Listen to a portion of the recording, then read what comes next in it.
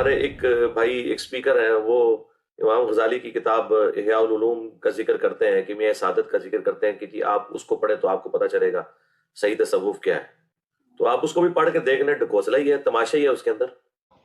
اعوذ باللہ من الشیطان الرجیم، بسم اللہ الرحمن الرحیم۔ ناظرین، آپ نے سنا کہ کس طرح انہوں نے امام غزالی کی احیاء العلوم اور کیمیا کو ٹکوسلا کہا اور اس کی بے حرمتی کی کتاب کی، اور امام غزالی کو آگے جا کے انہوں نے اس کلپ میں حضور کا گستاخ بھی کہا۔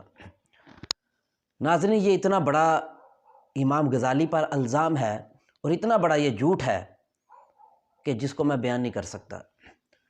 اور امام غزالی وہ جو حجت الاسلام ہوئے، 900 سال میں کسی نے ان کی شان کا انکار نہیں کیا۔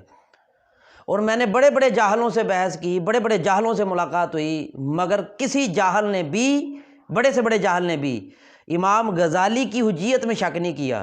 یہ واحد وہ شخص ہے کہ جس نے ساری حدیں پار کر دی ہیں اور انتہا کر دیا جاہلیت کی۔ اب میں چند مثالیں دوں گا آپ کو، جس سے آپ کو یہ معلوم ہوگا کہ امام غزالی کتنی بڑی حجت تھے، اور 900 سال میں جتنے جید محدث آئے، مفسر آئے، اسماء و رجال کے امام آئے، کسی نے بھی امام غزالی کی شان میں ایسی بات نہیں کہی، اور کسی کا انہوں نے حوالہ بھی نہیں دیا اپنی ویڈیو میں کہ کسی نے کہا ہو کہ امام غزالی کی کتاب تو یہ فارغ کتاب ہے احیاء العلوم۔ تو لہذا جید محدث امام زین عراقی احیاء العلوم کے بارے میں لکھتے ہیں کہ یہ اسلام کی عظیم ترین کتابوں میں سے ایک کتاب ہے۔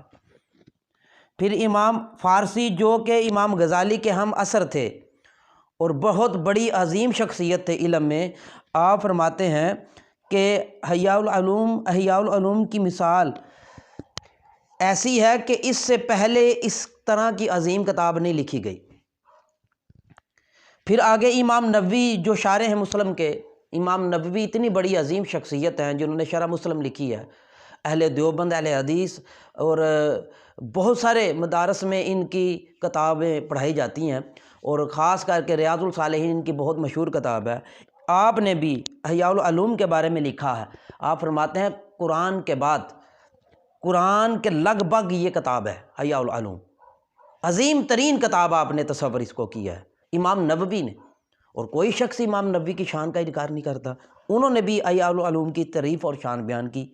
پھر امام شیخ ابو محمد کازرونی رحمۃ اللہ علیہ تعالیٰ کا دعویٰ تھا کہ اگر دنیا سے سارا علم مٹ بھی جائے تو احیاء العلوم سے میں سب علم کو زندہ کر دوں گا۔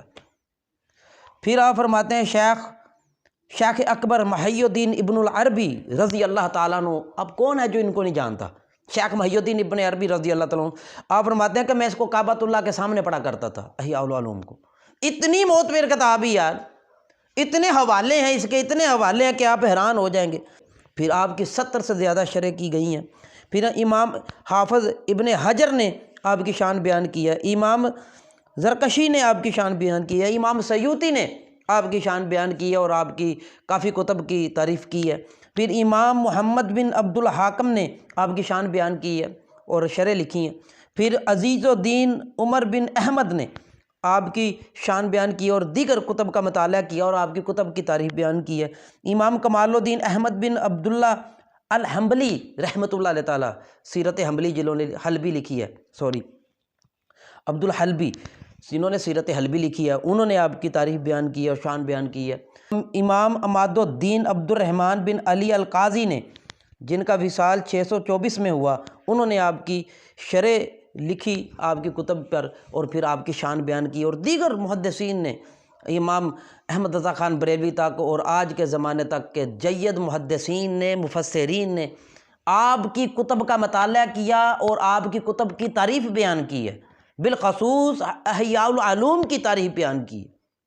اور آپ ان تمام محدثین، اور میں نے پھر نام چھوڑ دیے ہیں کئی، جنہوں نے آپ کی شان بیان کی ہے اور آپ کی تعریف کی ہے اور آپ احیاء العلوم کی شان بیان کی ہے کہ یہ بہت عظیم کتاب ہے۔ پھر آپ کے شاگرد اتنے جید محدث ہوئے کہ آپ اس کا اندازہ نہیں کر سکتے۔ میں چند کے نام لیتا ہوں تاکہ آپ کو علم ہو جائے کہ امام غزالی کے 1000 اسٹوڈنٹ تھے، جن میں سے چند کے نام لوں گا، اور آپ کو ان کے علمی مقام کے بارے میں اگر آپ ان کی تحقیق کریں گے تو آپ ان کو بڑا عظیم محدث پائیں گے۔ قاضی ابو النساء نصر احمد بن عبداللہ یہ بھی آپ امام غزالی کے شاگرد ہیں۔ امام ابو الفتح احمد بن علی، یہ بھی آپ کے شاگردوں میں سے ہیں۔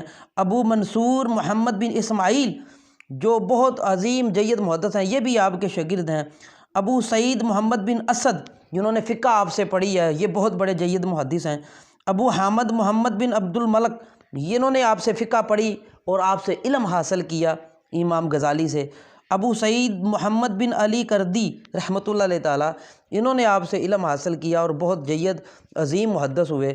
امام ابو سعید محمد بن یحییٰ مشہور عالم ہیں اور آپ نے آپ کی کتاب کی شرح بھی لکھی اور نشاپوری کے نام سے آپ مشہور ہوئے، بہت جید محدث ہیں۔ ابو طاہر امام ابراہیم، انہوں نے بھی آپ کی شاگردی اختیار کی اور آپ سے علم حاصل کیا۔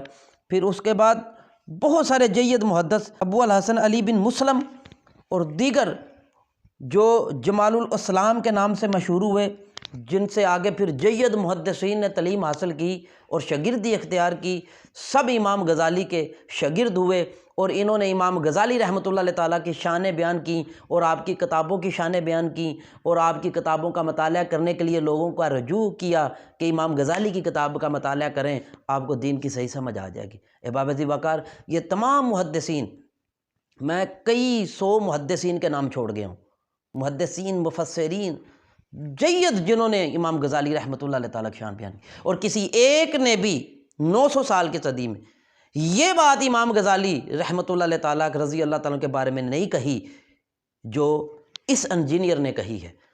تو میں دعا کرتا ہوں اللہ پاک ہمیں سمجھنے کی توفیق عطا فرمائے اور امام غزالی رحمۃ اللہ علیہ تعالیٰ کی کتابوں سے فیض لینے کی توفیق عطا فرمائے اور ان سے محبت کی توفیق عطا فرمائے۔ آمین ثم آمین یا رب العالمین۔